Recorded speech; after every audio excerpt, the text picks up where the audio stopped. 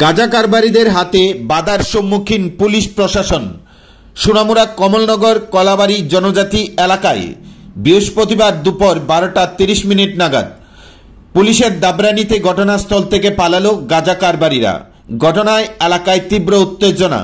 মোতায়েন করা হলো টিএসআর, সিআরপিএফ ও বিএসএফ জওয়ান।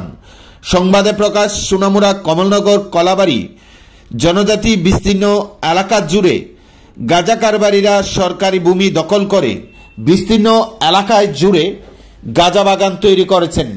এমনটি গোপন খবরের ভিত্তিতে সোনামুড়া থানার ওসি পরিতোষ দাসের নেতৃত্বে বিশাল পুলিশ বাহিনী নিয়ে সোনামুড়া কমলনগর কলাবাড়ি জনজাতি এলাকায় সরকারি ভূমি দখল করে গড়ে ওঠা গাঁজা বাগান ধ্বংস করতে গেলে এলাকার সমস্ত গাঁজা কারবারির পরিবারের সমস্ত সদস্যরা মিলে এলাকায় ব্যারিকেড দিয়ে পুলিশকে ঢুকতে বাধা দেয়।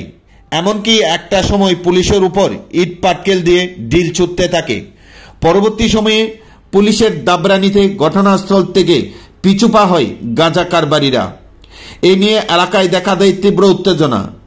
সম্পূর্ণ অপারেশনটি নেতৃত্ব দিয়েছেন সোনামুড়া থানার ওসি পরিতোষ দাস।